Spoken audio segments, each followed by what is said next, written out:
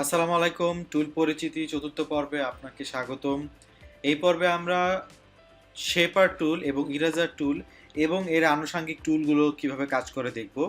Rectangle টুলের নিচেই আমরা দেখতে পাচ্ছি শেপার টুল, তার সাথে আনুষঙ্গিক আরও পেন্সিল টুল, স্মুথ টুল, প্যাথ, ইরেজার টুল, জয়েন্ট টুল আছে এবং তার ডান পাশে রয়েছে ইরেজার টুল, তার নিচে আছে সিজার্স টুল, নাইফ টুল। তো আসুন আমরা দেখি এই টুলগুলো কিভাবে কাজ করে। তো আমরা প্রথমে শুরু করব শেপার টুল দিয়ে। শেপার টুল কিভাবে কাজ করে।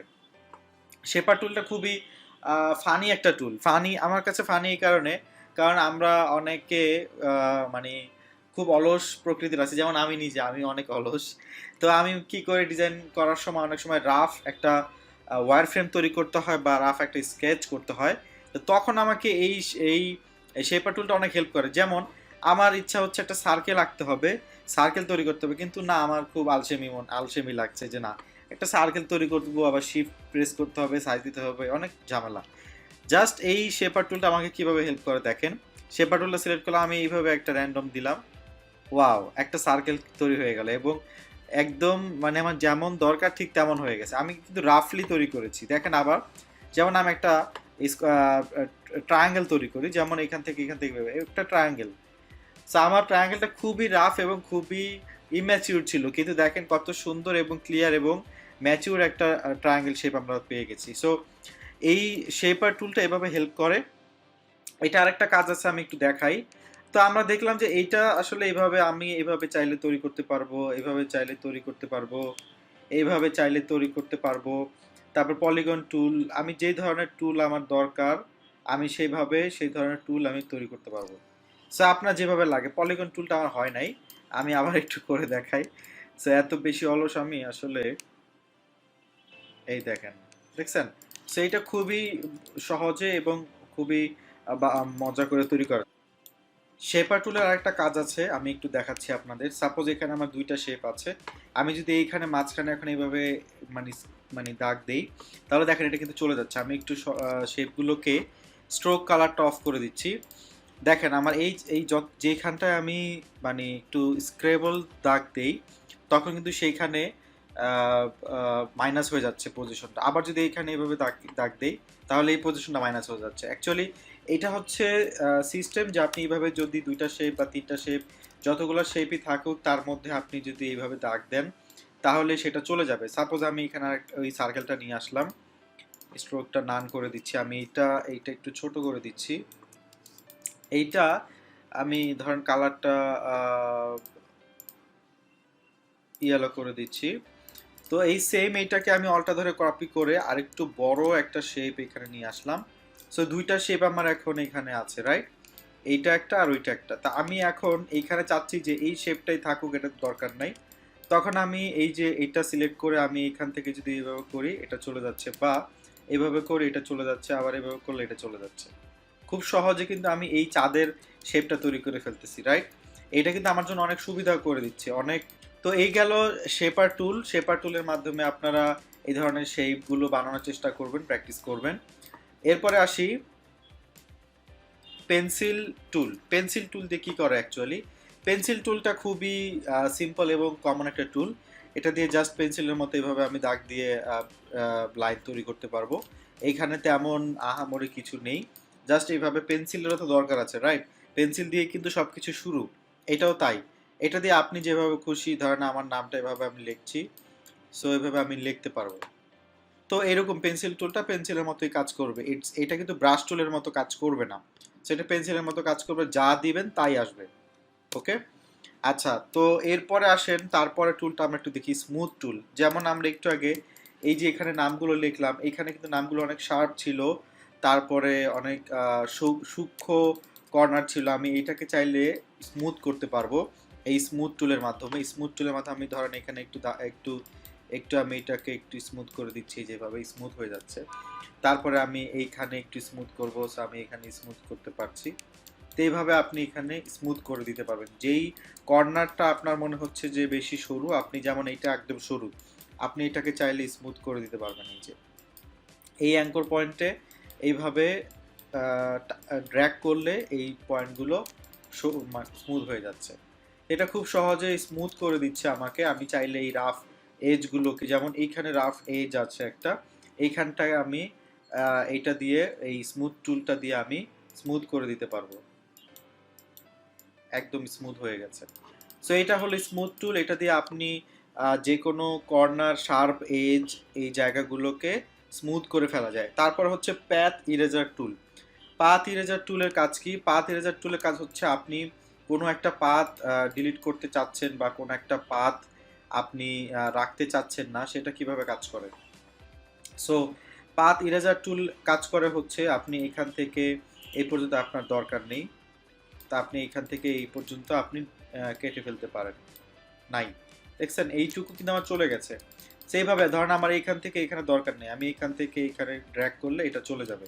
পাথ ইরেজার হচ্ছে এই পাথটার নির্দিষ্ট জায়গা আপনি ইরেজ করতে পারবেন। আপনাকে সিলেক্ট করে নিতে হবে অবশ্যই শেপটা।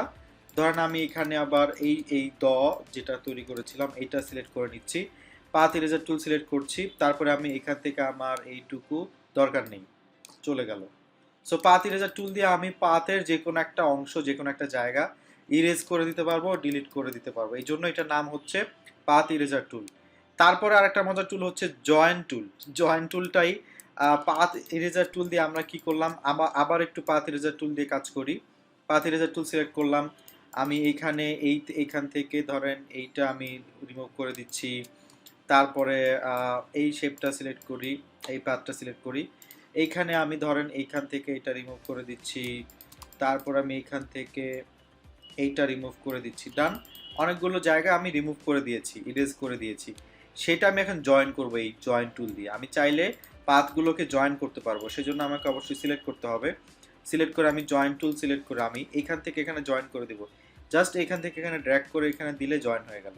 ওয়াও, সিম্পল এবং খুবই সহজে আমার অনেক বড় একটা সমস্যা সমাধান করে দিল। আবার আমি পাথ ইরেজার টুল সিলেক্ট করে এখান থেকে ধরেন এখানে আমার এইভাবে আসবে। ভেরি ইজি এবং খুব সহজেই এটা করতে পারছি।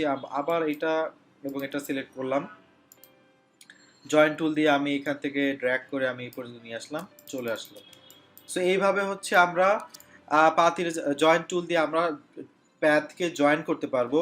আমি একটু রিভিউ করছি। সো আমি একটু রিভিউ করছি, এখানে হচ্ছে জয়েন্ট টুল দিয়ে আমরা প্যাথ জয়েন করতে পারবো। ইরেজার টুল দিয়ে আমরা প্যাথগুলোকে ইরেজ করতে পারবো, নির্দিষ্ট প্যাথ। স্মুথ টুল দিয়ে আমরা একটা প্যাথকে যদি শার্প এজ প্যাথ থাকে ওইটাকে আমরা স্মুথ করে দিতে পারবো। পেন্সিল টুল দিয়ে আমরা র্যান্ডম একটা পেন্সিল টুল দিয়ে যা খুশি আমি ড্রয়িং করতে পারবো। আর শেপার টুল দিয়ে আমি আমার ইচ্ছা মতো আমি যে কোনো শেপ জাস্ট এভাবে ড্র করলে সেটা চলে আসবে। এটা হচ্ছে শেপার টুল। এরপরে আমরা ইরেজার টুলটা দেখবো, ইরেজার টুল কিভাবে কাজ করে। ওকে, তো ইরেজার টুল কিভাবে কাজ করে তা দেখার জন্য আমি আগে একটা রেক্টেঙ্গল, একটা র্যান্ডম রেক্টেঙ্গল নিয়ে আসি।